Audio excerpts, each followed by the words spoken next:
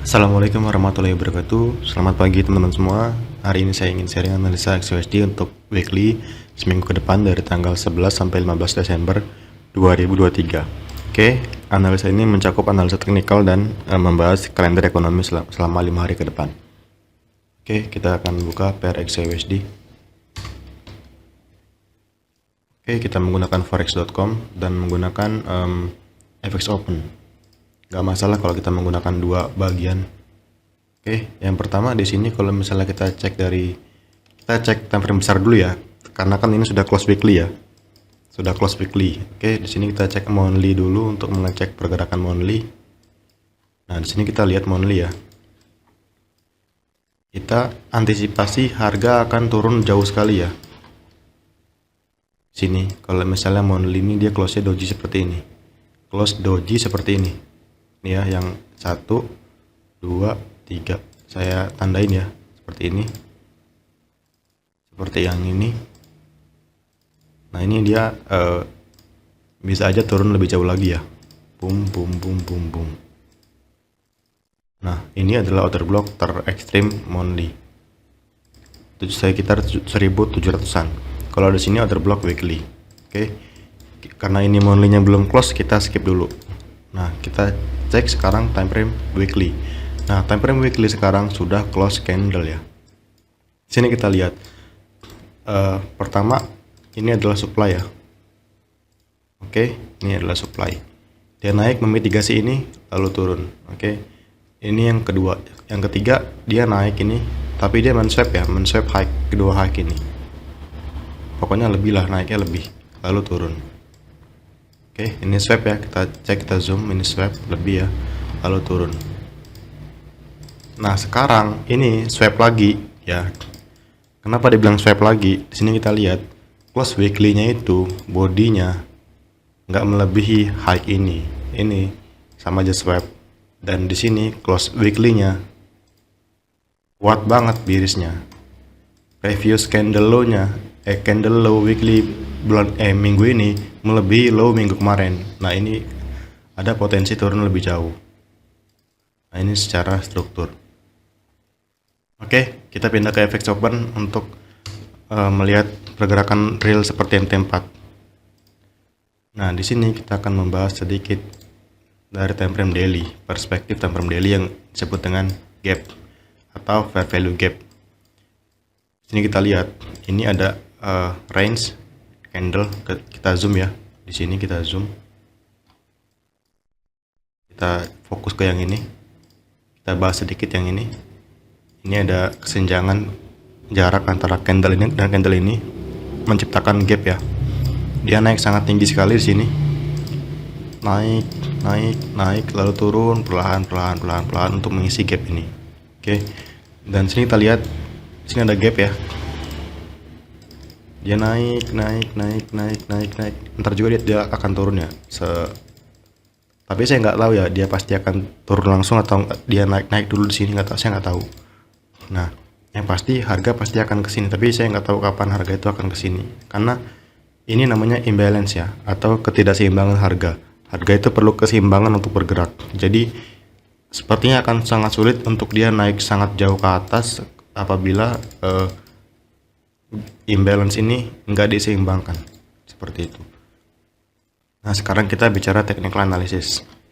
Di sini secara technical daily, ini adalah order flow, ini adalah order block yang paling bawah ekstrim, terdapat imbalance valid, dan di sini juga adalah order block kita untuk time frame daily ya.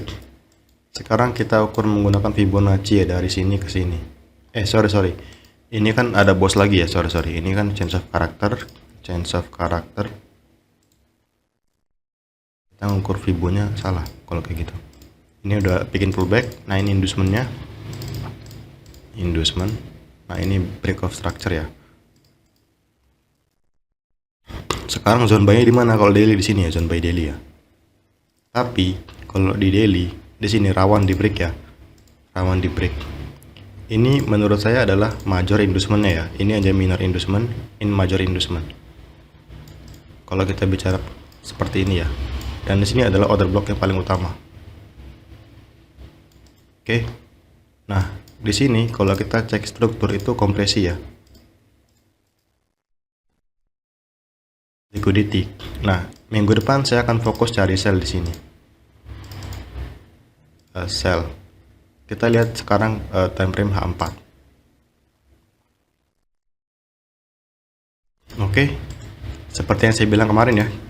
Ini adalah breaker. Tapi saya nggak entry di gold ya minggu ini ya, nggak entry sama sekali di gold. Nah, yang namanya breaker itu dia pasti akan masuk ke area minimal ini, yang terdekat tuh ini fair value gap. Lalu dia turun. Dia tuh belum tentu naik ke sini, belum tentu dia ke sini, belum tentu dia ke sini, belum tentu. Tapi kadang-kadang dia naik sampai fair value gap, fair value gap, fair value gap. Nah, ini fair value gap. Tapi kemarin harga nggak sampai sana ya, nggak sampai ke sana. Nah, sekarang kalau kita cek di H1 secara struktur, sekarang kita coba analisa. Kita akan marking inducementnya. Di sini kita lihat. Ini pullbacknya diambil, break of structure. Oke, ini break of structure. Nah, ini change of character. Change of character. Oke. Di sini kita lihat. Ini inducement.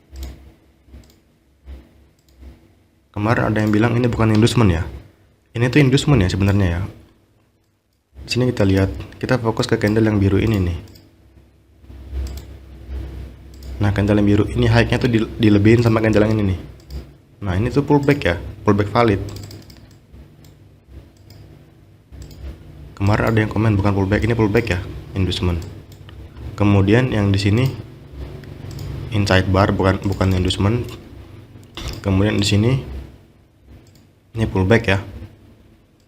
Nah, ini inducementnya pindah ke sini sekarang.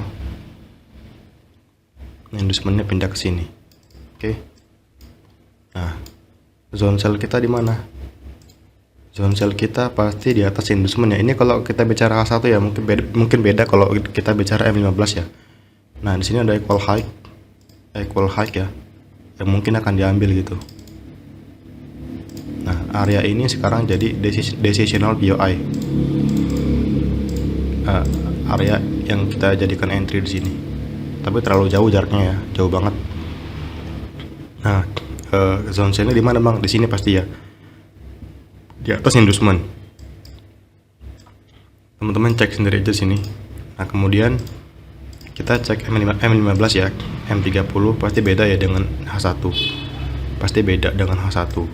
Sini kita lihat, ini adalah change of character valid ya. Nah, kemudian di sini kita lihat, sebentar, ini awalnya pullback ya. Sebentar, ini pullback, oke, pullbacknya valid. Awalnya inducement di sini, inducementnya di sini, oke, terus dia turun lagi. Oke, seperti ini. Nah, ini inducementnya di sini, pindah ke sini. Ini juga sebenarnya pullback ya di sini ya. Kalau ini sebenarnya pullback ya, minor inducement. Tapi kalau misalnya kita ngambil ini sebagai minor inducement ini bisa kita katakan break of structure. Karena ada yang mengambil minor inducement doang ya. Nah, ini break of structure. Zone sell-nya di mana, Bang? Di sini. Di atas liquidity. Ini M15. Nah, kita mencari konfirmasi di sini. Tapi jauh banget jaraknya ya. 2004 ke 2030. Jauh, lumayan jauh. Nah, kalau kita fokus di H1, zone sell kita tetap ya di situ ya. Di sini ya. Tapi kalau kita mengambil ini sebagai minor inducement, ini jadi zone sell ya, jadi zone sell.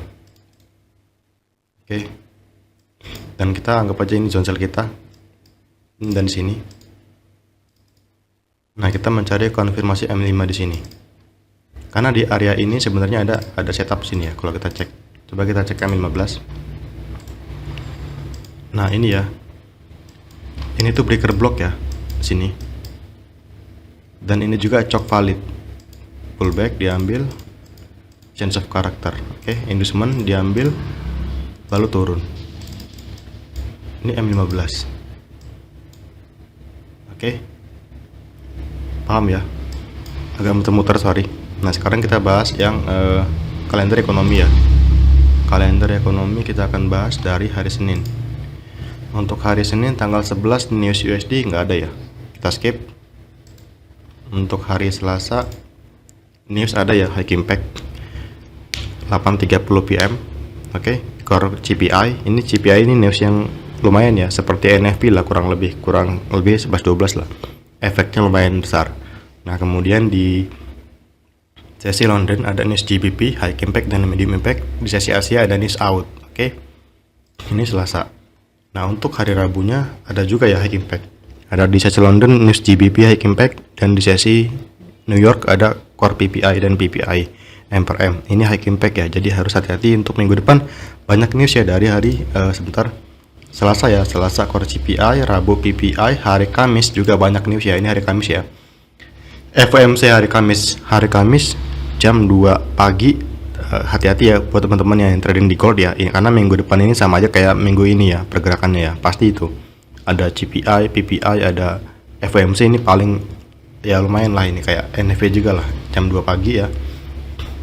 Terus NZD high impact, AUD high impact, CHF high impact, GBP high impact. Nah, minggu depan ini kemudian kemungkinan kita memiliki peluang ya untuk trading di cross pair ya, karena ini efeknya pengaruhnya banyak ya di pair cross pair ya, GBP CHF, GBP Japanese Yen, GBP CAD. Oke.